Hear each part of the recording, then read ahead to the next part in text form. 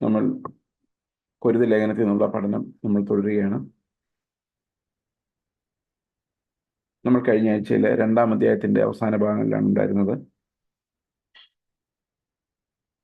അവിടെ പറയുന്നത് ദൈവം നമുക്ക് വേണ്ടി ഒരുക്കിയിട്ടുള്ളത് ഒരു കണ്ണ് കണ്ടിട്ടില്ല, ഒരു ചെവി കേട്ടിട്ടില്ല എന്നുള്ള വാക്ക് നമ്മൾ കഴിഞ്ഞ ആഴ്ചയിൽ ഡിസ്കസ് ചെയ്യാനിടയായി.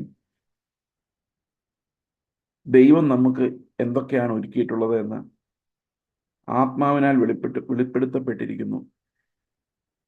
ആത്മാവിന് മാത്രമാണ് ദൈവം എന്തൊക്കെയാണ് നമുക്ക് ഒരുക്കി വെച്ചിരിക്കുന്നതെന്ന് കാണിക്കാൻ സാധിക്കുകയുള്ളൂ. ഈ ഭൂമിയിലേക്ക് നോക്കുമ്പോൾ ലോകം എന്തെല്ലാമാണ് ഒരുക്കി വെച്ചിരിക്കുന്നത് കാണാൻ ആത്മാവിന്റെ ആവശ്യമില്ല. പക്ഷെ ദൈവം എന്തൊക്കെയാണ് ഒരുക്കി വെച്ചിരിക്കുന്നതെന്ന് കാണാൻ ആത്മാവിന്റെ ആവശ്യമുണ്ട്. മിക്കവാറും എല്ലാ റിലീജിയനും മതങ്ങളും പ്രാക്ടീസ് ചെയ്യപ്പെടുന്നത് മനസ്സിലാണ്, ആത്മാവിലല്ല. അതുകൊണ്ട് അവർക്ക് ലോകത്തിൽ എന്താണ് ഒരുക്കി വെച്ചിരിക്കുന്നത് കാണാമെങ്കിലും പുത്രന്റെ ധനത്തെക്കുറിച്ച് യാതൊരു പിടിയുമില്ല. ഇവിടെ പറയുന്നത് ദൈവം ഒരുക്കി വെച്ചിരുന്ന എന്താണ് എന്ന് ആളുകൾ അറിഞ്ഞിരുന്നുവെങ്കിൽ ഒരിക്കലും അവർ തേജസ്സിന്റെ ക്രിസ്തുവിനെ ക്രൂശിക്കുകയില്ലായിരുന്നു. നമുക്കത് ആത്മാവിനാൽ വെളിപ്പെടുത്തി തന്നിരിക്കുന്നത്. എന്താണ് ഈ അത്ഭുതം എന്ന് വെളിപ്പെടുത്തി തന്നിരിക്കുന്നത്? ശരിക്കും പറഞ്ഞു കഴിഞ്ഞാൽ ഈ ക്രിസ്തീയ വിശ്വാസത്തിന്റെ മർമ്മം ഒരിക്കലും ബുദ്ധി കൊണ്ട് മനസ്സിലാക്കാൻ പറ്റില്ല. അത് ബുദ്ധിമാന്മാർക്ക് മറഞ്ഞിരിക്കുന്ന ഒരു കാര്യം, ആത്മാവിൽ വെളിപ്പെടുന്ന ഒരു കാര്യമാണ്. എത്രയോ നാളുകളായിട്ട് നമ്മൾ കഷ്ടപ്പെട്ടാലും അവസാന ആൾക്കാർ ചോദിക്കുന്ന ചോദ്യമുണ്ട്, അപ്പോൾ പ്രവൃത്തി വേണ്ടേ? ഞാൻ എല്ലാ പ്രാവശ്യവും കേൾക്കുന്നൊരു ചോദ്യം. എത്ര പറഞ്ഞാലും അത് ഗ്രഹിക്കാൻ സാധിക്കില്ല. അപ്പോൾ ഈ ഒരു കാര്യം എങ്ങനെയാണ് നമ്മുടെ പ്രവൃത്തി കൂടാതെ, അല്ലെ ക്രിസ്തു നമുക്ക് നൽകുന്ന ആത്മീക ദാനത്തിലൂടെ നമ്മെ രക്ഷിക്കുന്നത്, നമ്മളെ വേറൊരാളാക്കി മാറ്റുന്നു, നമ്മുടെ സ്വഭാവത്തെ തന്നെ കർത്താവ് മാറ്റുന്നത്, നമ്മുടെ മൈൻഡിനെ കർത്താവിന് അനുകൂലമായി തിരിക്കുന്നത്. ശരിക്കും രക്ഷ എന്ന് പറയുന്നത് നമ്മുടെ മനസ്സ് ക്രിസ്തുവിലേക്ക് തിരിയുന്നതാണ്. രക്ഷ എന്ന് പറയുന്നത് നരകത്തിൽ നിന്നുള്ള രക്ഷ മാത്രമല്ല, രക്ഷ എന്ന് പറയുന്ന പാപത്തിന്റെ ശക്തിയിൽ നിന്നുള്ള രക്ഷ കൂടിയാണ്. അപ്പോൾ പാപത്തിന്റെ ശക്തിയിൽ നിന്ന് ദൈവം എന്നെ രക്ഷിച്ചു. I have deliverance from sin, I am saved from sin. ഇത് നമുക്ക് ബോധ്യമാവുക എന്ന് പറയുന്നത് ആത്മാവെ അത് ഗ്രഹിച്ചില്ലെങ്കിൽ പ്രയാസമാണ്.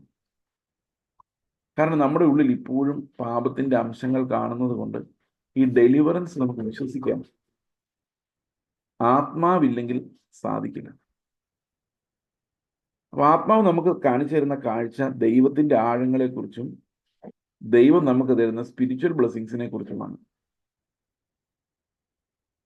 ഇവിടെ പറയുന്നത് ബുദ്ധിമാന്മാരുടെ എങ്ങനെയാണ് ഒരു സുവിശേഷം അല്ലെങ്കിൽ സുവിശേഷത്തിന്റെ മർമ്മം വിവിധ തരം ആളുകളോട് എങ്ങനെയാണ് അത് പ്രവർത്തിക്കുന്നത്, വിവിധ ആളുകളിലൂടെ എങ്ങനെയാണ് അത് പ്രവർത്തിക്കുന്നുള്ളതാണ്. ഒന്നാമത്തെ ലെവലിൽ കൊരിന്ത് സഭയെ പോലെയുള്ള വലിയ ബുദ്ധിയൊന്നും ഇല്ലാത്ത, എന്ന് പറഞ്ഞാൽ വലിയ ഗഹനമായ അറിവൊന്നും ഇല്ലാത്ത സാധാരണ മനുഷ്യർ. ഈ സാധാരണ മനുഷ്യരുടെ ഇത് എങ്ങനെയാണ് പ്രവർത്തിക്കുന്നത്? അത് അവർക്ക് രക്ഷയ്ക്കായുള്ള ദൈവശക്തിയായി ക്രൂശിന്റെ വചനം അവർക്ക് ലഭിക്കുന്നു. ആത്മാവ് അവർക്ക് അത് കാണിച്ചു കൊടുക്കുന്നു. അങ്ങനെ അവർ യേശു ക്രിസ്തു ഒരുക്കി വെച്ചിരിക്കുന്ന ധനത്തിലേക്ക് പ്രവേശിക്കുന്നു. എന്നാൽ ലോകത്തെ സംബന്ധിച്ച് ഇതെല്ലാം ജ്ഞാനം, ഈ ക്രിസ്തീയ ജ്ഞാനം അല്ലെ ക്രിസ്തുവിന്റെ സുവിശേഷം എന്ന് പറയുന്നത് ബോഷത്തരമാണ്.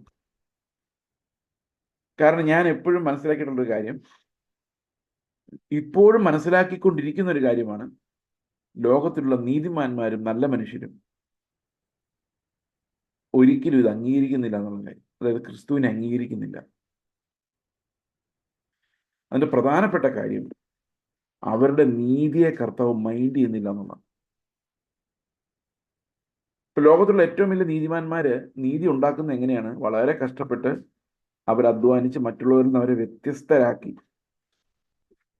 ഞാൻ ചെറുപ്പകാലത്ത് നീതിമാനാകാൻ സ്വയം ശ്രമിച്ചുകൊണ്ടിരുന്ന ഒരു കാലത്ത് മറ്റുള്ളവരിൽ നിന്ന് എന്തുമാത്രം വ്യത്യാസം ഉണ്ടാകും.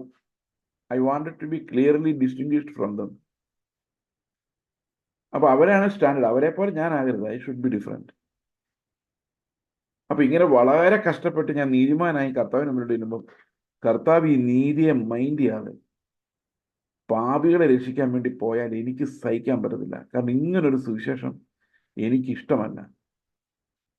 It is very difficult for a riches person to accept the gospel. അതുകൊണ്ട് കർത്താവ് പറഞ്ഞ നീതിമാന്മാർക്കല്ല, പാപികൾക്കാണ് ശരിക്കും സുവിശേഷം വർക്ക് ചെയ്യുന്നത്. അപ്പൊ എപ്പോഴും യേശുക്രിസ്തുവിന്റെ സുവിശേഷത്തിനുള്ള എതിർപ്പ് എന്ന് പറയുന്നത്, മണ്ടത്തരം എന്ന് പറയുന്നത് നീതിമാന്മാരാണ്. അവർക്ക് അവരുടെ നീതിയെ തൃപ്തിപ്പെടുത്തുന്ന എന്തെങ്കിലും ഇല്ലാതെ അവരുടെ മനുഷ്യ നന്മ, അതായത് അന്ന് ആ പഴം പറിച്ചു നിന്നപ്പോൾ നന്മയും തിന്മയും ഉണ്ടായല്ലോ, അപ്പോൾ അന്ന് മുതൽ മനുഷ്യൻ ചിന്തിക്കുന്ന എൻ്റെ ഉള്ളിൽ നന്മയും തിന്മയുണ്ട്, ഈ നന്മ ബഹുമാനിക്കപ്പെടണം, തിന്മ ഞാൻ എങ്ങനെയും നന്നാക്കി എടുത്തോളാം, എൻ്റെ ഉള്ളിൽ കിടക്കുന്ന ഈ നന്മയൊന്ന് ബഹുമാനിക്കപ്പെടണം.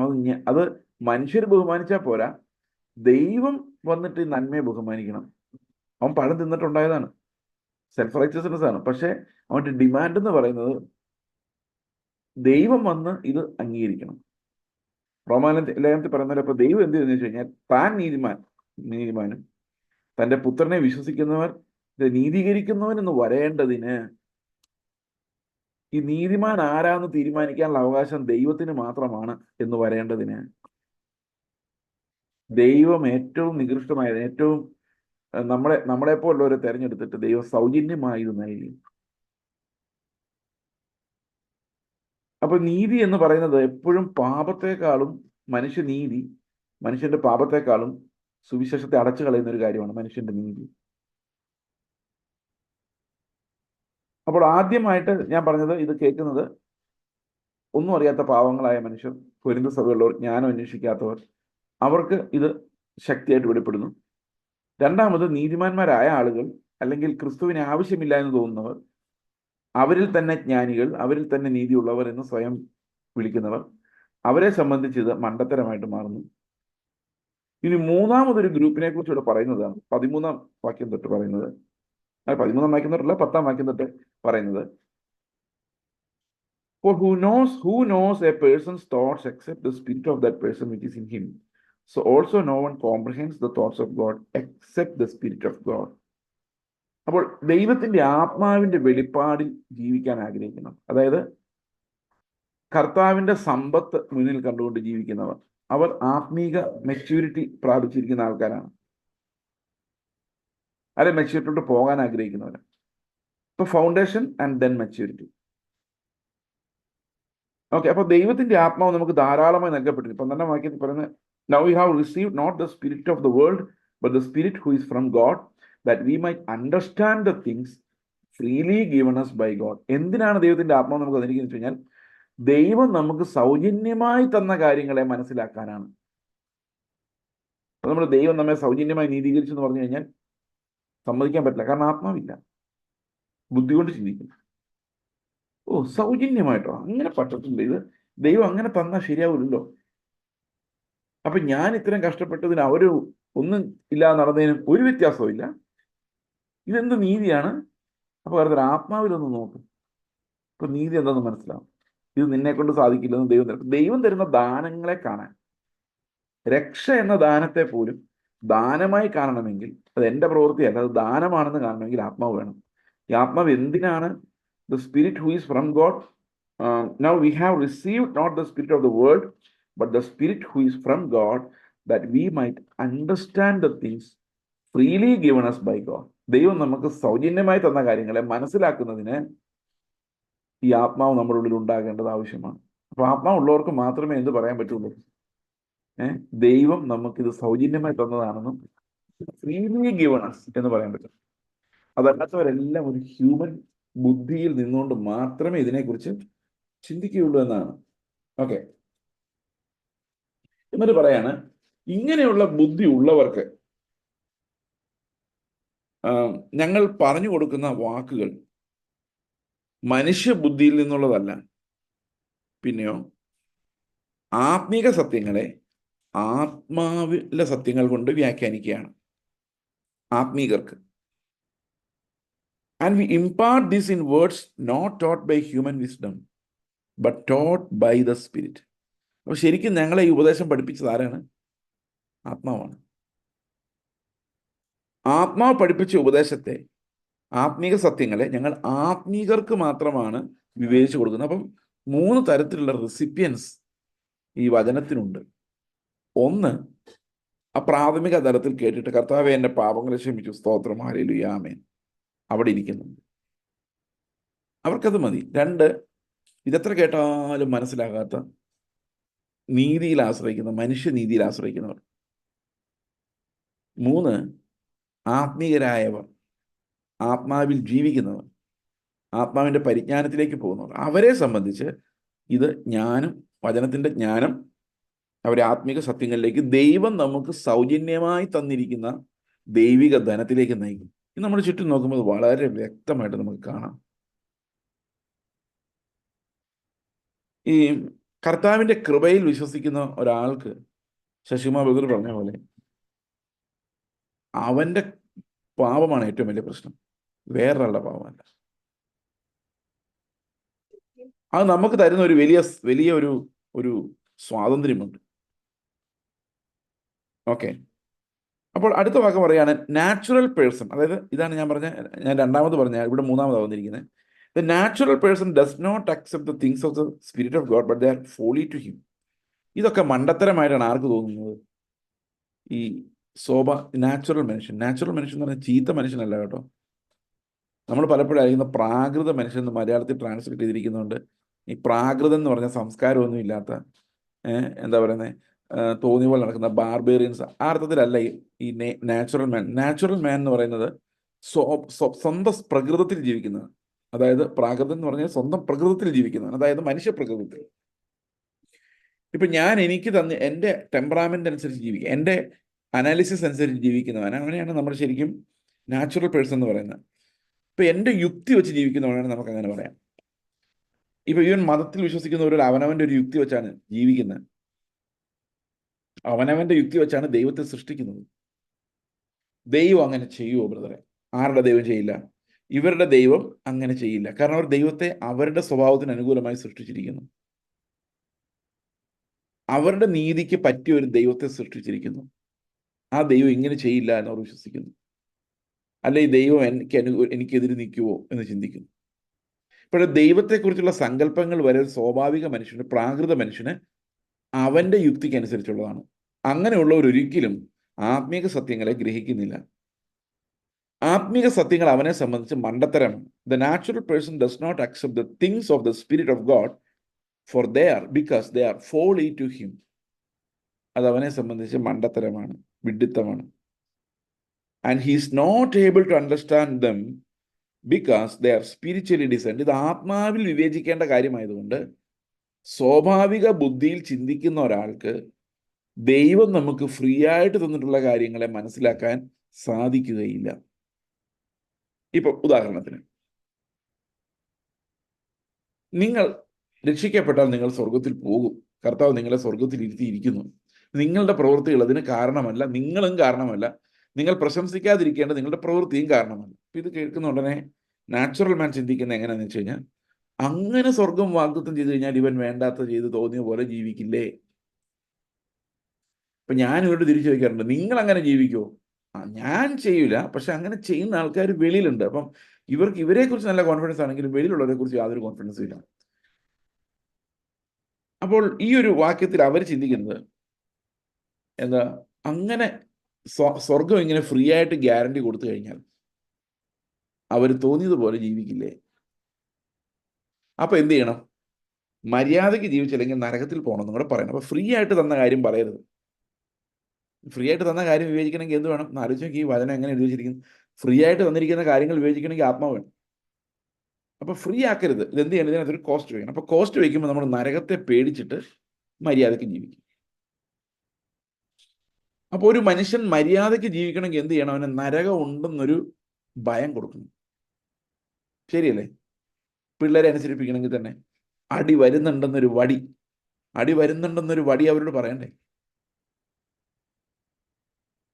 പക്ഷെ കർത്താവിന്റെ വഴിയിൽ ഭയപ്പെടുത്തിയല്ല നമ്മളെ അനുസരിക്കുന്നത്. എന്നെപ്പോലുള്ളൊരു പാപിക്ക് സ്വർഗം തുറന്നു തന്ന ദൈവമേ, നിന്റെ സ്നേഹം എത്ര വലിയതെന്നുള്ള സ്നേഹത്തിന്റെ നിർബന്ധമാണ് എന്നെ വിശദീകരിക്കുകയുള്ളൂ. ഭയം കൊണ്ട് ഞാൻ എന്തെങ്കിലും ചെയ്താൽ ഞാൻ വിശുദ്ധനാകില്ല.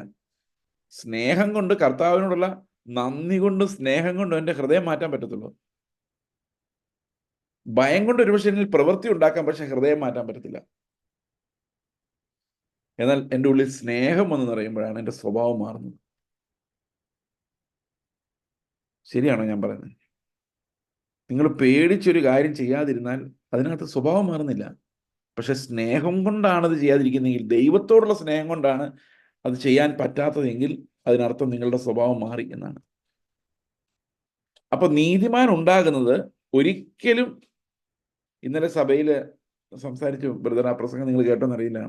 ഒറീസയിലൊരു മിഷണറി എബ്രഹാം വിജയദേവൻ പറഞ്ഞു, love can neither be created nor be destroyed. നമ്മുടെ എനർജിയെ കുറിച്ചൊക്കെ പറയുന്ന കാര്യമാണ്, മാറ്ററിനെ കുറിച്ചും.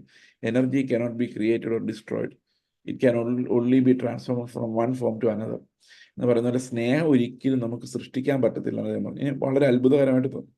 കാരണം നമുക്ക് ഇത്തിരി സ്നേഹം അവന് കൊടുത്തേക്കാം എന്ന് പറഞ്ഞ് ഉണ്ടാക്കാൻ പറ്റുന്ന ഒരു സാധനമല്ല ഇത്. വഴിയെ രണ്ടുപേര് പോകുന്നുണ്ട്, ശരി ഇത്തിരി സ്നേഹം അവനെ കൊടുത്തേക്കാം എന്ന് പറഞ്ഞ് ഈ സ്നേഹം ഉണ്ടാവില്ല. പൈസ ഉണ്ടെങ്കിൽ കൊടുക്കാം, പക്ഷെ സ്നേഹം അങ്ങനെ ഉണ്ടാവില്ല. ഇത് കർത്താവിൽ നിന്ന് വന്ന് നിറഞ്ഞാൽ മാത്രമേ ഉള്ളൂ. അപ്പൊ ശരിക്കും പറഞ്ഞു കഴിഞ്ഞാൽ സൗജന്യമായി നമുക്ക് ലഭിക്കുന്നത് മാത്രമേ നമുക്ക് സൗജന്യമായി കൊടുക്കാനും സാധിക്കുള്ളൂ. അപ്പൊ ദൈവം നമ്മുടെ മേൽ പകർന്നിരിക്കുന്ന സ്നേഹം, സൗജന്യമായി നമുക്ക് ലഭിച്ച രക്ഷയുടെ വിശുദ്ധീകരണം, അതിൽ നിന്ന് മാത്രമേ നമുക്കൊരു അനുസരണമുള്ള ഒരു ലൈഫ് ഉണ്ടാവുകയുള്ളൂ. അപ്പൊ അതിനർത്ഥം ശരിക്കും പറഞ്ഞ പ്രവൃത്തി വേണ്ടെന്നാണോ? വേണമെന്നാണോ? ഉന്നതമായ പ്രവൃത്തി വേണം. അത് നടക്കണമെങ്കിൽ നമ്മുടെ ഉള്ളിൽ നിന്നാണ് ട്രാൻസ്ഫോർമേഷൻ വരേണ്ടത്. ഭയം ഒരിക്കലും നമ്മളെ ട്രാൻസ്ഫോം ചെയ്യുന്നില്ല, സ്നേഹമാണ് നമ്മളെ ട്രാൻസ്ഫോം ചെയ്യുന്നത്. അപ്പൊ ട്രാൻസ്ഫോർമേഷനിൽ നിന്ന് വരുന്ന അനുസരണം ഒരുപക്ഷെ പെർഫെക്റ്റ് ആയില്ലെങ്കിലും ആ ട്രാൻസ്ഫോർമേഷൻ തന്നെയാണ് ആ വിശുദ്ധീകരണം. അതായത് എൻ്റെ മനസ്സ് മാറിയിരിക്കുന്നു. അപ്പോൾ ഒരു ആത്മീകരല്ലാത്തവർക്ക് ഇതെത്ര പറഞ്ഞാലും അവർക്ക് അവരുടെ സ്വന്തം നീതിയിൽ, ഞാൻ ആലോചിച്ചിട്ടുണ്ട് എന്തുമാത്രം ബുദ്ധിയുള്ള ആൾക്കാരാണ് നമ്മുടെ ചുറ്റുമുള്ളത്, പക്ഷെ ഇത് അവർക്ക് ഒരിക്കലും പിടികിട്ടത്തില്ല. കഴിഞ്ഞ ദിവസം എന്നോട് ഒരാൾ പറഞ്ഞു, എത്ര പേരാണ് വീണു പോയിരിക്കുന്നത്, ഭയങ്കര വീരന്മാരായിട്ട്. ഞാൻ പറഞ്ഞു, അവരവരെ നിൽക്കുന്നു എന്ന് തോന്നുന്നവരാണ് വീണിരിക്കുന്നത്. കർത്താവ് എന്നെ അന്ത്യം വരെയും കാക്കുമെന്ന് വിശ്വസിക്കുന്ന, അങ്ങനെ പ്രസംഗിച്ച് നടക്കുന്ന ഈ പ്രസംഗകര്, അതായത് റീഫോംഡ് തിയോളജിയുടെ ഭാഗമായിട്ട് നമ്മൾ കാണിച്ചു കൊടുക്കുന്ന പ്രസംഗകരിൽ ഒരാൾ പോലും വീണതായിട്ട് നമ്മൾ കാണുന്നില്ല. വീഴുന്നത് മുഴുവൻ ഈ സൂക്ഷിച്ചില്ലേ പോവും, നമ്മൾ നിൽക്കണം എന്ന് പറയുന്നവരാണ്. നിൽക്കുന്നെന്ന് തോന്നുന്നവനാണ് വീഴുന്നത്. ഇപ്പൊ ഞാൻ കർത്താവിനോട് പറയണം, എൻ്റെ കർത്താവെ, ഞാൻ ഒരു നിമിഷം ഈ രക്ഷ എൻ്റെ കയ്യിലേക്ക് വന്നാൽ ഞാൻ പോക്കാണ് എന്ന് എൻ്റെ ഉള്ളിൽ തോന്നുകയാണെങ്കിൽ, എന്നിട്ട് ഞാൻ കർത്താവിൻ്റെ, കർത്താവ് നീ എന്നെ കാത്തോണേ, നീ കാത്തില്ലെങ്കിൽ ഞാൻ പോക്കാന്ന്. അവസാനം ഞാൻ പോയി. കർത്താവിനോട് ഞാൻ ചോദിക്കല്ലേ, കർത്താവെ, ഞാൻ നിന്നോട് പറഞ്ഞതല്ലേ എന്നെ കൊണ്ടുള്ള കപ്പാസിറ്റി ഇല്ല, എനിക്ക് സ്നേഹം ഉണ്ടാക്കാൻ പറ്റത്തില്ല, നീ എന്നെ കാക്കാത്തത് കൊണ്ടല്ലേ എനിക്ക് ചോദിക്കാമല്ലോ. ഞാൻ അതല്ലേ പ്രാർത്ഥിച്ചേക്കുന്നത്.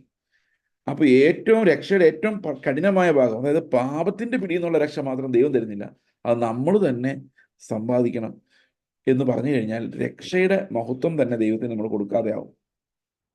ഇവിടെ പറയുന്നത് ദൈവം സൗജന്യമായി തന്ന കാര്യങ്ങളെ ഒരു സ്വാഭാവിക മനുഷ്യന് മനസ്സിലാക്കാൻ സാധിക്കില്ല. കാരണം അവന്റെ ഉള്ളിൽ എപ്പോഴും ഗിവ് ആൻഡ് ടേക്ക് ബന്ധമാണ് ഉള്ളത്. ഇപ്പൊ ദൈവത്തിന് എന്തെങ്കിലും അങ്ങോട്ട് കൊടുത്താൽ ദൈവം എന്തെങ്കിലും ഇങ്ങോട്ട് തരും. ഇതേ അറിയത്തുള്ളൂ, അല്ലെ? സ്വാഭാവികമായിട്ടും. പ്രത്യേകിച്ച് ഈ മധ്യ തിരുവിതാംകൂറിലുള്ള ആളുകളുടെ ഒരു പ്രത്യേകതയാണ്, അവരുടെ ഏറ്റവും വലിയ നീതി എന്ന് പറഞ്ഞാൽ ഞങ്ങൾക്ക് ആരുടെ ഒന്നും വേണ്ട. അത് കാശുള്ളവരെ പറയാറുള്ളൂ, എങ്കിലും ഒരു വിധപ്പെട്ട എല്ലാവർക്കും കുറച്ച് കാശൊക്കെ ഉള്ളതുകൊണ്ട് ഞങ്ങൾക്ക് ഒരാളുടെയും പൈസ വേണ്ട, ഞങ്ങൾ അധ്വാനിച്ചുണ്ടെങ്കിൽ ഞങ്ങൾ ആരുടെയും മോഷ്ടിച്ചെടുക്കുന്നില്ല. ഇതൊരു ഭയങ്കര സ്റ്റാൻഡേർഡ് നീതിയാണ്. അതിപ്പോ നോർത്ത് ഇന്ത്യ ചെന്ന് അവർക്ക് ഈ നീതി ഉണ്ടാവണമെന്ന് അറിയത്തില്ല, അവർക്ക് ഇതിനെക്കുറിച്ച് ആലോചന പോലും ഇല്ല. പക്ഷെ മലയാളിയെ സംബന്ധിച്ച്, മലയാളി ക്രിസ്ത്യൻ ട്രഡീഷനിൽ എല്ലാവരും ഇങ്ങനെയാണ്. അവർക്ക് വേറൊരാളുടെ രൂപ ഞങ്ങളുടെ കയ്യിൽ വരരുത്. അത്രയ്ക്കും ഗമയുണ്ട്, അതങ്ങനെ വാങ്ങിക്കേണ്ട കാര്യമില്ല. അതുപോലെ തന്നെ നീതിയുടെ കാര്യം.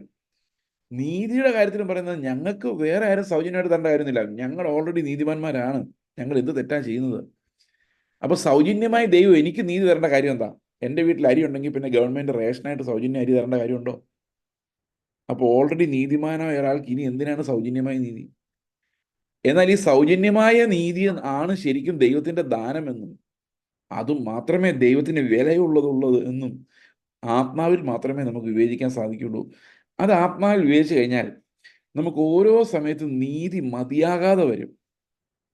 അടുത്ത, the spiritual person judges all things but is himself to be judged by no one.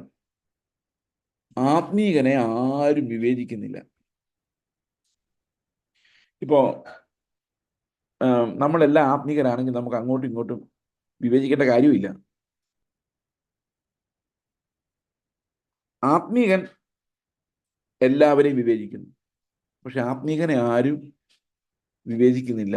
അത് ഒരു ആത്മീകനായ മനുഷ്യൻ, സ്പിരിച്വലി നടക്കുന്ന ഒരാൾ എങ്ങനെയാണ് എന്നുള്ള കാര്യം വേറൊരാൾക്കും വിവേചിച്ച് മനസ്സിലാക്കാൻ സാധിക്കില്ല. ഓക്കെ, അത് പിന്നീട് അവസരത്തിൽ ഞാനത് വിശദീകരിക്കാം. അത് കുറച്ചുകൂടെ വിശദീകരണം ആവശ്യമുള്ള കാര്യമാണ്. ഞാൻ വാക്യം ഒന്ന് കൺക്ലൂഡ് ചെയ്ത ശേഷം തിരിച്ചു വരാം. A spiritual person judges all things, but is himself to be judged by no one. അടുത്തത്, ദൈവത്തിൻ്റെ മനസ്സ്. For who has understood the mind of the Lord so as to instruct him?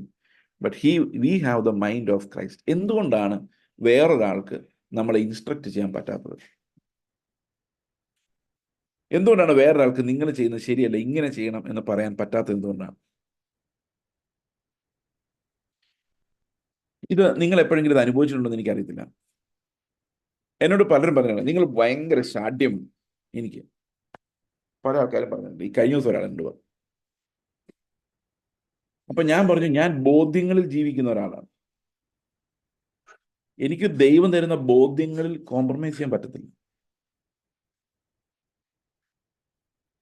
അപ്പോൾ ദൈവാത്മാവ് എന്ത് പറഞ്ഞാലും അതിന്റെ നീതി ചിലപ്പോൾ വേറൊരാൾക്ക് മനസ്സിലാകണമെന്ന് നിർബന്ധമില്ല. എന്തുകൊണ്ടാണ് ഇയാൾ ഇങ്ങനെ പ്രവർത്തിക്കുന്നത്? They may not understand. ഒരു സ്പിരിച്വൽ പേഴ്സന്റെ യാത്ര അത് കാറ്റ് പോലെയാണ്. നമ്മൾ പറയുന്നത് കാറ്റ് പോലെ. ഇതിന്റെ വേ ജഡ്ജ് ചെയ്യാൻ ആരെ കൊണ്ട് സാധിക്കില്ല. ഓക്കെ, ഞാൻ പലപ്പോഴും ആലോചിച്ചിട്ടുണ്ട്, ദൈവം നമ്മളെ പലപ്പോഴും സർപ്രൈസ് ചെയ്യിപ്പിക്കാറുണ്ടല്ലേ പല കാര്യങ്ങളും. നമ്മൾ പ്രതീക്ഷിച്ചൊരുന്നല്ലായിരിക്കും നടക്കും. അതുപോലെ spiritual person also surprises every one around him. ആ ഞെട്ടല്, ഇവൻ എന്താ ഇങ്ങനെ ചെയ്തത്, എന്തുകൊണ്ട് അങ്ങനെ തീരുമാനം, അത് ഭയങ്കര മണ്ടത്തരമല്ലേ, ഇതെന്താ? So we keep on surprising people. കാരണം ദൈവത്തിന്റെ ആത്മാവ് സിറ്റുവേഷൻസിനെ വിവേചിക്കുന്നത് പോലെ ആർക്കും വിവേചിക്കാൻ സാധ്യമല്ല. അപ്പൊ നമ്മൾ we are quite unpredictable people in that.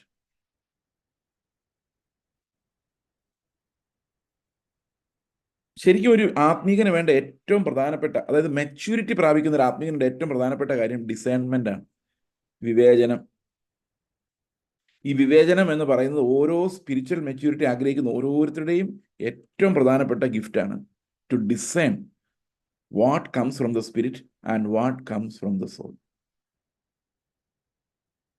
പല ഭക്തന്മാരും പറഞ്ഞിട്ടുള്ളത്, ഒരു മനുഷ്യന്റെ മെച്യൂരിറ്റിയുടെ ഏറ്റവും വലിയ അടയാളം ആത്മാവിലുള്ളതിനെ വേർതിരിച്ച് കാണാൻ പറ്റുക എന്നുള്ളതാണ്.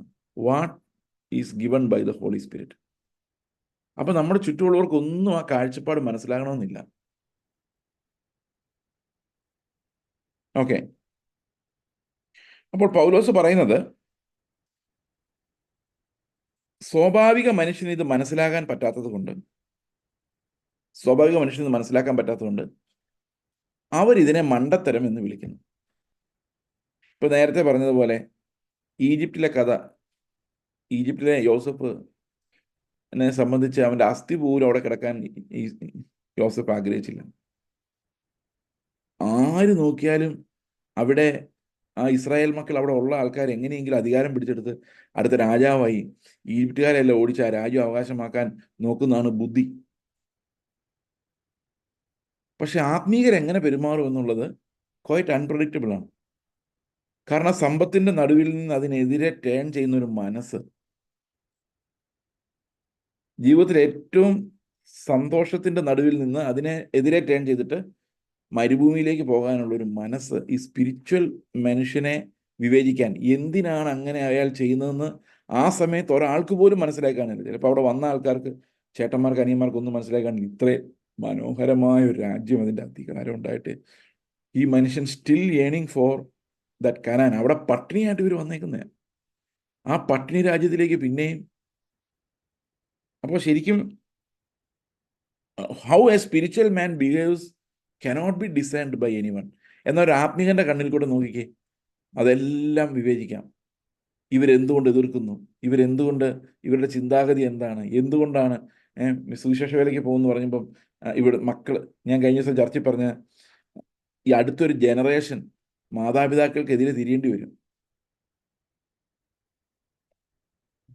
ഒന്ന് ഞെട്ടാനുള്ളൊരു സമയം ഞാൻ തന്നിട്ട് ഒന്നുകൂടെ പറയാണ്. കാരണം മാതാപിതാക്കൾ ഈ ഒരു ജനറേഷനിൽ വഞ്ചിക്കപ്പെട്ട ഒരു സെറ്റ് ഓഫ് മാതാപിതാക്കൾ നമ്മുടെ ചുറ്റുമുണ്ട്. നിങ്ങളെയല്ല ഉദ്ദേശിച്ചത്, നിങ്ങളുടെ അപ്പുറത്തും ഇപ്പുറത്തുള്ള ആൾക്കാരെന്ന് വിചാരിച്ചു. ഈ പ്രോസ്പെരിറ്റി തിയോളജി കേട്ടും വിടുതൽ തിയോളജി കേട്ടും കാനഡ, ഇംഗ്ലണ്ട് സ്വപ്നങ്ങൾ കണ്ടും ഓസ്ട്രേലിയൻ സ്വപ്നങ്ങൾ കണ്ടും ജീവിക്കുന്ന ഒരു സെറ്റ് ഓഫ് മാതാപിതാക്കളുടെ കാലമാണ് എൻ്റെ പ്രായമുള്ള മാതാപിതാക്കൾ. അല്ല, എന്നേക്കാൾ ഇത്തിരിയുടെ മൂത്ത് ഇത്തിരിയുടെ താണ്, ഒരു 5 വയസ്സ് അപ്പുറത്ത് ഇപ്പുറത്തിടാം. ഈ മാതാപിതാക്കളുടെ സ്വപ്നം എന്ന് പറയുന്നത് മുഴുവൻ ലോകമാണ്. അപ്പോൾ അവർ പലപ്പോഴും വന്ന് പറയും, ഞങ്ങളുടെ മക്കൾ പ്രാർത്ഥിക്കുന്നില്ല, ബൈബിൾ വായിക്കുന്നില്ല, പാസ്റ്റർ ഒന്ന് കൗൺസിൽ ചെയ്യണം. ഞാൻ പറയാം, ഓക്കെ, ചെയ്യാം. കൗൺസിൽ ചെയ്ത് കഴിയുമ്പം അവർക്ക് ക്ലാസ്സും വേണ്ട, പഠിത്തവും വേണ്ട, മിഷണറിമാരായിട്ട് പോകും. അന്നേരം അപ്പനമ്മമാർ പറയും, അത്രയും ഞങ്ങൾ ഉദ്ദേശിച്ചില്ല, ഒരു ഇത്തിരിയുടെ മിഡിൽ മതി. കാരണം അത്രയും ഭയങ്കര സമർപ്പണമായിപ്പോൾ ഞങ്ങൾക്ക് താങ്ങാൻ പറ്റത്തില്ല, ഒരു പകുതി കുറച്ച് മതി. അപ്പോൾ എന്ത് സംഭവിക്കുന്നത് വെച്ച് കഴിഞ്ഞാൽ, ഇവർ അങ്ങോട്ട് കടന്നു പോയി കഴിഞ്ഞാൽ ഈ അപ്പനെ അമ്മയെ ലംഘിക്കേണ്ടി വരും.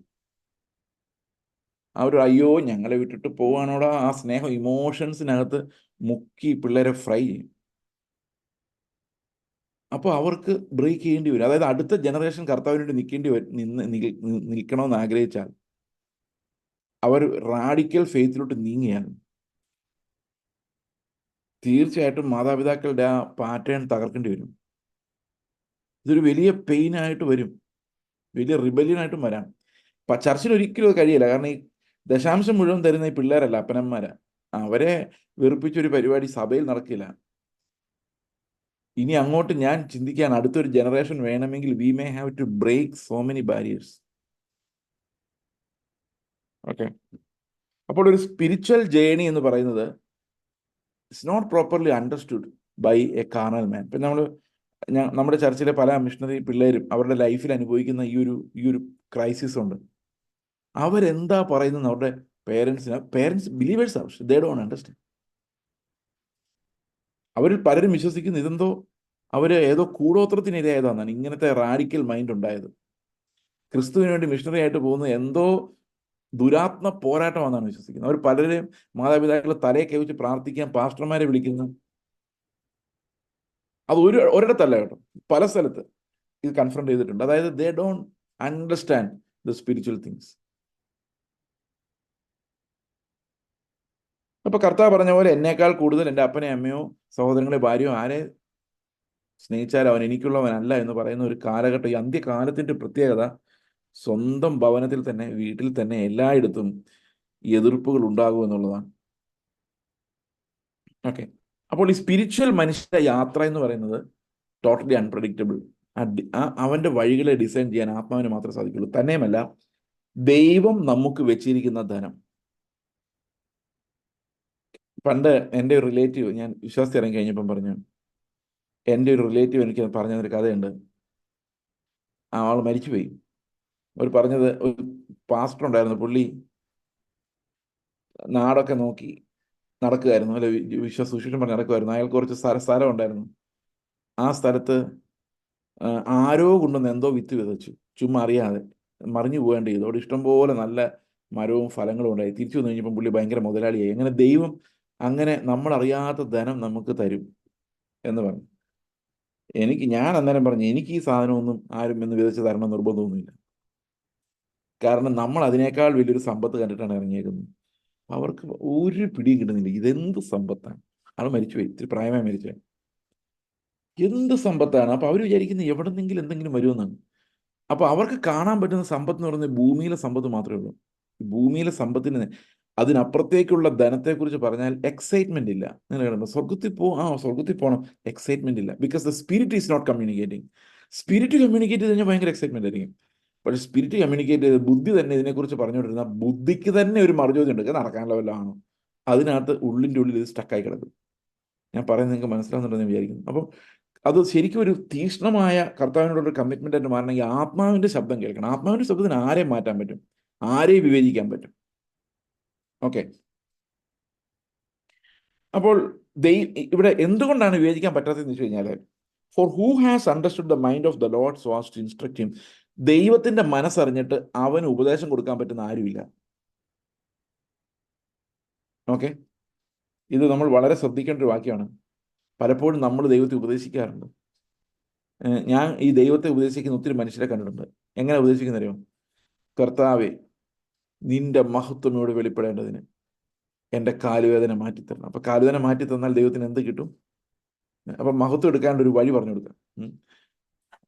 ഞങ്ങളെ ആളുകൾ നിന്ദിക്കാതിരിക്കാൻ വേണ്ടി, നിന്റെ നാമം മറ്റുള്ളവരുടെ മുമ്പിൽ മോശമാകാതിരിക്കാൻ വേണ്ടി ഞങ്ങളുടെ ദാരിദ്ര്യം മാറ്റിത്തരണം.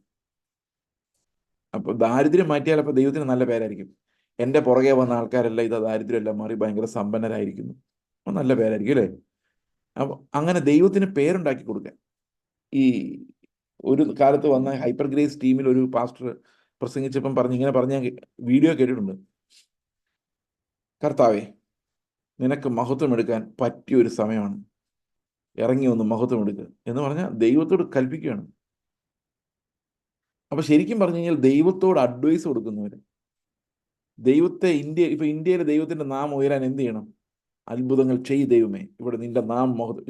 ഇതൊന്നും കർത്താവിനോട് പറയേണ്ട കാര്യമില്ല. നമ്മൾ യേശുക്രിസ്തുവിന്റെ ആത്മാവിൽ ജീവിക്കുന്നതാണ് അവന് കാണാൻ ഏറ്റവും ഇഷ്ടം. മഹത്വപ്പെടുന്ന അവിടെയാണ്. ആത്മാവിൽ ജീവിക്കുന്ന മക്കളെ കാണുമ്പോഴാണ് ദൈവത്തിന് മഹത്വം ഉണ്ടാകുന്നത്, സന്തോഷം ഉണ്ടാകുന്നത്. ദൈവത്തിന്റെ ദാനങ്ങളെ സ്തോത്രത്തോടെ സ്വീകരിച്ച് നന്ദിയുള്ളവരായി, തകർന്ന ഹൃദയമുള്ളവരായി നമ്മൾ കർത്താവിന് മുമ്പിൽ നിൽക്കുമ്പോഴാണ് ദൈവത്തിന് സന്തോഷം ഉണ്ടാകുന്നത്. നമ്മൾ സ്വയം അഹങ്കരിച്ച കായും കൊണ്ടുവന്ന പോലെ സ്വന്തം ഫലത്തിൽ നർപ്പിക്കുന്നതിനേക്കാളും ഹാബേൽ കൊണ്ടുവന്ന പോലെ സ്വന്തം ഫലത്തെ അറുത്ത് മുറിച്ച് യാഗമാക്കി, കർത്താവെ, നിന്റെ മുമ്പിൽ നിൽക്കാൻ എനിക്കോ ഞാൻ ഈ കൊണ്ടുവന്ന ഗിഫ്റ്റിനോ യോഗ്യതയില്ല, ഞാൻ നിന്റെ മുമ്പിൽ തന്നതിനൊന്നും ജീവനില്ല എന്ന് പറയാൻ ഉള്ള ആ ബ്രോക്കൺനെസ് ഉണ്ടാകുമ്പോഴാണ് കർത്താവിന്റെ അനുഗ്രഹം നമുക്ക് മനസ്സിലാകുന്നത്. അപ്പോൾ ഇവിടെ പറയുന്നത് ദൈവത്തിന്റെ മനസ്സറിഞ്ഞവൻ ആർ? അവൻ ഉപദേശം കൊടുക്കാൻ പറ്റിയവൻ ആരെങ്കിലും ഉണ്ടോ? ഈ ദൈവത്തിന്റെ മൈൻഡ് അറിഞ്ഞ് ഉപദേശം കൊടുക്കാൻ ആർക്കും പറ്റത്തില്ല. കാരണം പലപ്പോഴും നമുക്ക് അയ്യോ ഇങ്ങനായി പോയല്ലോ ചിന്തിക്കുന്ന സാഹചര്യങ്ങളിലൂടെ ആയിരിക്കും ദൈവം മഹത്വം എടുക്കുന്നത്. ഉദാഹരണത്തിന്, ഇന്ത്യയിൽ നരേന്ദ്രമോദി ഭരിക്കാൻ വരലെന്ന് ആഗ്രഹിച്ച ഒത്തിരി ക്രിസ്ത്യാനികളുണ്ട്. അപ്പൊ ഞാൻ ആലോചിച്ചപ്പം ക്രിസ്ത്യാനികൾ പീഡിപ്പിക്കപ്പെടും, അത് ഞാൻ ഉൾപ്പെടെ പീഡിപ്പിക്കപ്പെടാം, തല്ലുകൊള്ളാം, മരിക്കാം. പക്ഷെ രാജാക്കന്മാരെ നിയമിക്കാനുള്ള പൂർണ്ണമായ അധികാരം ദൈവത്തിനുണ്ട്. അത് ദൈവം ചെയ്തോളൂ. ശരിക്കും പ്രതികൂലമായ ഒരു അന്തരീക്ഷം വരുമ്പോഴായിരിക്കും ചിലപ്പോൾ കർത്താവ് ഉദ്ദേശിക്കുന്ന രീതിയിൽ സഭ ക്ലീൻ ആകുന്നത്. ഞാൻ CMS കോളേജ് പഠിക്കുമ്പോഴാണ് രക്ഷാനുഭവത്തിൽ വരുന്നത്. അന്ന് CMS കോളേജ് എന്ന് പറഞ്ഞു കഴിഞ്ഞാൽ ഭയങ്കര ലിബറൽ അറ്റ്മോസ്ഫിയർ ഉള്ളൊരു കോളേജാണ്. എല്ലാറ്റിനും സ്വാതന്ത്ര്യമുള്ളൊരു കോളേജ്. അതിന് നടുവിലാണ്, ഇരുട്ടിന് നടുവിൽ പ്രകാശിക്കുന്ന പോലെ വെളിച്ചത്തിന് നടുവിൽ പ്രകാശിക്കത്തില്ല. ശരിക്കും ആ ഇരുട്ടിന് നടുവിൽ ചുറ്റുമുള്ള പിള്ളേർക്ക് എന്തും ചെയ്യാം. അവിടെയാണ് ക്രിസ്തുവിന്റെ സാക്ഷികൾ വ്യത്യസ്തരാണെന്ന് ആൾക്കാർക്ക് മനസ്സിലാകുന്നത്. ലോകത്തെ മുഴുവൻ ക്ലീൻ ആക്കിയിട്ട് നമുക്ക് ലൈറ്റ് കത്തിക്കേണ്ട കാര്യമില്ല. ലോകം ഇരുട്ടിലായാലും നമ്മുടെ വെളിച്ചം പ്രകാശിക്കും. അപ്പോ ഒരുപക്ഷെ ദൈവത്തിന്റെ ഹിതം എന്ന് പറയുന്നത് നരേന്ദ്രമോദി തന്നെ ഭരിക്കണം എന്നായിരിക്കും. അതിന് എനിക്കെന്താ കുഴപ്പം? എനിക്കൊരു കുഴപ്പമില്ല. It's up to God to decide. I acknowledge. Okay, എൻ്റെ ബിസിനസ് അല്ല കർത്താവ്, എൻ്റെ ബിസിനസ് നിന്നെ ഉയർത്തുക എന്നുള്ളതും മാത്രം. ഓരോ രാഷ്ട്രം എങ്ങനെ ആകണം, ഏത് രീതിയിൽ പോകണം എന്നുള്ള കോഴ്സ് തീരുമാനിക്കാനുള്ള വിവേകം ദൈവത്തിനുണ്ട്. അപ്പൊ ഞാൻ ദൈവത്തെ അഡ്വൈസ് ചെയ്യേണ്ട കാര്യമില്ല. ഇവിടെ പറയാണ് ക്രിസ്ത്യാനിയെയും ആരും അഡ്വൈസ് ചെയ്യണ്ടെന്ന് പറഞ്ഞു. അങ്ങനെ പറഞ്ഞു. എന്തുകൊണ്ടാണെന്നറിയോ? ദൈവത്തെ ഇൻസ്ട്രക്ട് ചെയ്യാൻ ആരുമില്ല. കാരണം ദൈവത്തിന്റെ മനസ്സ് മനസ്സിലാക്കാൻ ആരുമില്ല. അടുത്ത വാക്യം പറയാണ്, നമുക്ക് ക്രിസ്തുവിന്റെ മനസ്സാണ് തന്നിരിക്കുന്നത്. അതിനർത്ഥം എന്താ? അപ്പൊ ഒരു ആത്മീകനെ ആർക്കും എന്ത് ചെയ്യാൻ പറ്റില്ല? ഇൻസ്ട്രക്ട് ചെയ്യാൻ പറ്റില്ല.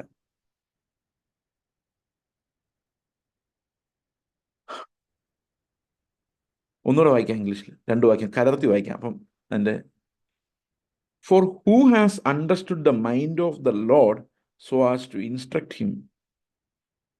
But we have the mind of Christ. അതുകൊണ്ടാണ് ആത്മാവിൽ ഉള്ളവരെ ആർക്കും വിവേചിക്കാൻ പറ്റാത്തത്. ആത്മാവിലുള്ളവർ വിവേചിക്കാൻ പറ്റാത്തതിന് കാരണം ദൈവം എന്താണ് ചിന്തിക്കുന്നത്, ആ ചിന്തകളാണ് ആത്മാവ് നമുക്ക് ഫ്രീ ആയിട്ട് തരുന്നത്. ഇത് വേറൊരാൾക്ക് മനസ്സിലാക്കി ഉപദേശിക്കാൻ സാധിക്കില്ല എന്ന് പറഞ്ഞു കഴിഞ്ഞാൽ a spiritual person cannot be designed by anyone else. അതുകൊണ്ടും കൂടെയാണ് നമ്മൾ ആത്മീയരോട് ആത്മീയ കാര്യങ്ങൾ സംസാരിക്കുന്നത് കൊണ്ടാണ് ഞാൻ ഒരിക്കലും നിങ്ങളോട് ഒന്നും ഇൻസ്ട്രക്ട് ചെയ്യാത്തത്. കഴിഞ്ഞ 4-5 വർഷമായിട്ടെങ്കിലും എന്നെ കാണുന്നവരുണ്ട് ഈ കൂട്ടത്തിൽ.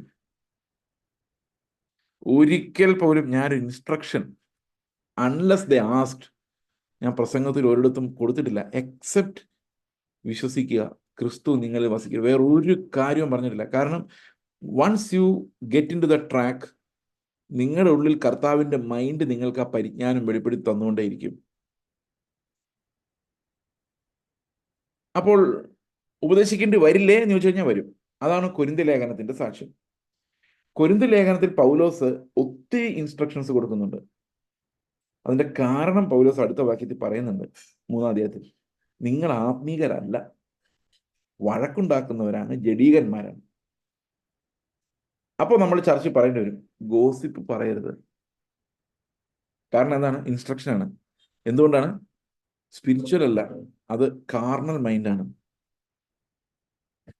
ഇപ്പൊ കാർണൽ മൈൻഡിൽ, ഫ്ലഷിൽ ചിന്തിക്കുന്നവരോട് നമ്മൾ ഇൻസ്ട്രക്ട് ചെയ്യേണ്ടി വരും. അതാണ് പൗലോസ് പറയുന്നത്, എനിക്ക് നിങ്ങളോട് ഇങ്ങനെ പരിജ്ഞാനമുള്ളവരെ പോലെ ഇൻസ്ട്രക്ട് ചെയ്യാതെ വലിയ വലിയ ആത്മീയ കാര്യങ്ങൾ, കർത്താവ് സൗജന്യമായി തന്ന കാര്യങ്ങളെക്കുറിച്ച് പറയണമെന്ന് ആഗ്രഹമുണ്ട്. പക്ഷെ നിങ്ങൾക്ക് അതെടുക്കാനുള്ള പ്രാപ്തിയില്ലാത്ത കുഞ്ഞുങ്ങളെ പോലെ ഇരിക്കുന്നു. അതുകൊണ്ട് പിന്നെയും പാല് കലക്കി തന്നുകൊണ്ടേയിരിക്കുന്നു. കൊരിന്ത് സഭ പാലെങ്കിലും കുടിക്കുന്നുണ്ട്, ഇവിടെ അതുപോലും കുടിക്കാൻ പറ്റാത്ത അവസ്ഥയിലാണ്. കർത്താവായ യേശുക്രിസ്തുവിനെ ക്രൂശിതനായി പ്രസംഗിക്കപ്പെടുന്നത് പോലും അസഹ്യത ഉണ്ടാക്കുന്ന ഒരു ജനം. ഞാൻ യേശുക്രിസ്തുവിന്റെ രക്ഷയുടെ വാഗ്ദത്തങ്ങളിൽ നിങ്ങൾ വിശ്വസിക്കുക. കർത്താവ് തന്ന വാക്കല്ലേ വിശ്വസിക്കുന്നു പറഞ്ഞു കഴിഞ്ഞാൽ ഉടനെ അവർ പറഞ്ഞു അങ്ങനെ പറയാൻ പാടില്ല, നമ്മൾ പോകുമോ ഇല്ലയോ എന്ന് ഉറപ്പ് കൊടുത്തു കഴിഞ്ഞാൽ ആൾക്കാർ പാപം ചെയ്യും. ഉറപ്പ് കൊടുക്കുന്നതെല്ലാം കാൽവിനിസ്റ്റുകളാണ്. എന്നോടൊരാൾ പറഞ്ഞത്, യേശു കർത്താവ് നിങ്ങളെ സ്വർഗത്തിൽ കൊണ്ടുപോകുന്ന പോലും പറയാൻ പറ്റാത്തൊരവസ്ഥ ഇന്ന് നമ്മുടെ ചുറ്റുമുണ്ട്. കേരളത്തിൽ പ്രത്യേകിച്ചും അനേകം സ്ഥലങ്ങളിൽ ഈ ഒരു ക്രിസ്തുവിനോട് ക്ലോസ്ഡായ കമ്മ്യൂണിറ്റി ഉണ്ട്. അതുകൊണ്ട് പ്രിയ സഹോദരങ്ങളെ, അങ്ങനെയുള്ളവരോട് നമ്മൾ ബേസിക് ഉപദേശം പറയുമ്പോഴും പൗലോസ് പറയാണ്, ജ്ഞാനികളുടെ ഇടയിൽ, സ്പിരിച്വലി സത്യങ്ങളെ അബ്സോർബ് ചെയ്യാൻ പറ്റുന്നവരുടെ ഇടയിൽ ഞങ്ങൾ ആത്മീകമായ മർമ്മങ്ങളെ പ്രസ്താവിക്കുന്നു. അവരുടെ അടുത്ത് ഇൻസ്ട്രക്ഷൻസിന്റെ കാര്യമില്ല. കാരണം എന്താണ്? അവര് ക്രിസ്തുവിന്റെ ആത്മാവുള്ളവരാണ്. ക്രിസ്തുവിന്റെ ആത്മാവാണ് ഓരോരുത്തരെയും നയിക്കുന്നത്. ഞാൻ പണ്ട് ആന്ധ്രാപ്രദേശിലിരിക്കുമ്പം സാജിച്ചായൻ അന്ന് ഞങ്ങളെ കാണാൻ വേണ്ടി വന്നു. അപ്പോൾ അദ്ദേഹം മിഷൻ ലീഡറൊക്കെ ആയതുകൊണ്ട് അങ്ങനെയാണല്ലോ നമ്മൾ സാധാരണ കരുതുന്നത്. ഞങ്ങൾ വിചാരിച്ച അന്നൊരു സ്കൂളൊക്കെ ഞങ്ങൾ വില്ലേജ് നടത്തുന്നുണ്ട്, ജസ്റ്റ് ഒന്ന് പുള്ളി ഒന്ന് കൊണ്ടേ കാണിക്കാം. അപ്പം ഞാൻ അദ്ദേഹത്തോട് ഇങ്ങനെ പറഞ്ഞപ്പോൾ അദ്ദേഹം പറഞ്ഞു, ഞാൻ സ്കൂൾ കാണാനും നിങ്ങളുടെ പരിപാടി കാണാനൊന്നും വന്നതല്ല, അതൊക്കെ നിങ്ങൾ ദൈവമായിട്ടുള്ള ബന്ധത്തിൽ ചെയ്തു. ഞാൻ നിങ്ങളുമായിട്ടൊരു ഫെലോഷിപ്പ് കൂടാൻ വേണ്ടി വന്നതാണ്. എനിക്ക് വേറെ ഒന്നിലും ഒരു താല്പര്യവും ഇല്ല. ഞാൻ ശരിക്കും ഭയങ്കര ഷോക്ക്ഡ് ആയിപ്പോയി. That was an I opener for me also. എൻ്റെ അടുത്ത് നിൽക്കുന്ന ദൈവത്തിൻ്റെ സാക്ഷ്യമുള്ള ഒരാൾ, കോളിംഗ് ഉള്ള ഒരാളാണെങ്കിൽ ആ ആളെ റെസ്പെക്ട് ചെയ്യാൻ എനിക്ക് സംശയം കൂടാതെ റെസ്പെക്ട് ചെയ്യാൻ എനിക്ക് മടി തോന്നേണ്ട കാര്യമില്ല. അവൻ്റെ പുറകെ ഇൻസ്ട്രക്ഷൻസുമായിട്ട് ഓടേണ്ട ഒരു കാര്യമില്ല. കാരണം ദൈവത്തിൻ്റെ വിഷനുള്ളവർ അവരാ പരിപാടി നോക്കിക്കോളും.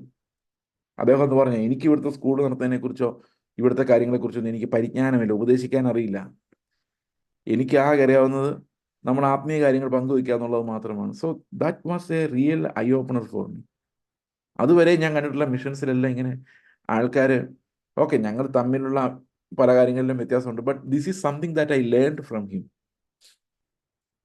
So it is not based on instructions, it's based on trust. ഇപ്പൊ സ്പിരിച്വൽ പീപ്പിളിന് ഒരു മ്യൂച്വൽ ട്രസ്റ്റ് ഉണ്ട്. We are not judging one another, we are not eating up one another, we are not consuming one another, we respect one another. ഇപ്പൊ എന്തെങ്കിലും കാര്യത്തിൽ ഒരു വ്യത്യാസം ഉണ്ടെങ്കിൽ നമ്മൾ വളരെ സ്നേഹത്തോടെ അങ്ങോട്ടും ഇങ്ങോട്ടും സഹോദരങ്ങളെ പോലെ സംസാരിക്കാൻ സ്വാതന്ത്ര്യമുള്ളവരുമാണ്. നമ്മളെല്ലാവരും സ്റ്റേജിലോട്ട് കയറുമ്പോഴേക്കും 4 ഇൻസ്ട്രക്ഷൻസ് കൊടുത്തേക്കാം, ഇതിനെല്ലാം മര്യാദ പഠിപ്പിച്ചേക്കാം, ഇങ്ങനെ പോയാൽ ശരിയാവില്ല. ഈ ഒരു മൈൻഡോടുകൂടി ആരും പരിജ്ഞാനമുള്ളവർ ഉപദേശിക്കേണ്ട കാര്യമില്ല. എന്നാൽ പരിജ്ഞാനത്തിലേക്ക് വളരാൻ റിഫ്യൂസ് ചെയ്യപ്പെടുകയാണെങ്കിൽ നമ്മൾ അവിടെ പൗലോസ് കൊരിന്ത്യർക്കെടുത്ത് മുമ്പിലെടുത്ത അതേ ആയുധങ്ങളെ എടുക്കേണ്ടതായിട്ട് വരും. ദൈവം നിങ്ങളെല്ലാവരും സഹായിക്കട്ടെ. We will meet next Monday. നമുക്ക് പ്രാർത്ഥിക്കാം. ഞങ്ങളുടെ സ്വർഗസ്ഥ പിതാവേ, ഞങ്ങൾക്ക് സൗജന്യമായി തന്ന ദാനങ്ങൾ കർത്താവ്, ഇന്ന് ഞങ്ങൾ അനുഭവിക്കേണ്ട എത്രയോ ദാനങ്ങൾ അവിടുന്ന് സൗജന്യമായി വെച്ചിട്ടുണ്ട്. പാപക്ഷമ, കർത്താവ്, കരുണ, സ്നേഹം, ഞങ്ങൾ കണ്ടുമുട്ടുന്ന ആളുകളോട് ഞങ്ങൾ എങ്ങനെ പെരുമാറണം എന്നുള്ള ക്രിസ്തുവിൻ്റെ പരിജ്ഞാനം, ഇതെല്ലാം ഞങ്ങൾക്ക് അവിടുന്ന് വെച്ചിട്ടുണ്ട്. കർത്താവ്, ആ സൗജന്യ ദാനങ്ങളെ മിസ്സാകാതെ കർത്താവ് ഇത് കൃത്യമായിട്ട് കാണുവാൻ ദൈവത്തിൻ്റെ ആത്മാവ് ഞങ്ങളെ സഹായിക്കണമെന്ന് പ്രാർത്ഥിക്കുന്നു. കർത്താവ്, ഞങ്ങൾ അങ്ങയുടെ ദാനങ്ങളിൽ പുകഴുന്നവരാകുവാൻ, അങ്ങയുടെ ദാനങ്ങൾ അനുഭവിക്കുന്നവരാകുവാൻ, കർത്താവ്, മറ്റുള്ളവരെ വിധിക്കാതെ ദൈവമേ അവരെ വളർത്തുന്നവരാകുവാൻ ഞങ്ങളെ സഹായിക്കണം. കർത്താവ് യേശു ക്രിസ്തുവിൻ്റെ നാമത്തിൽ തന്നെ ആമേൻ.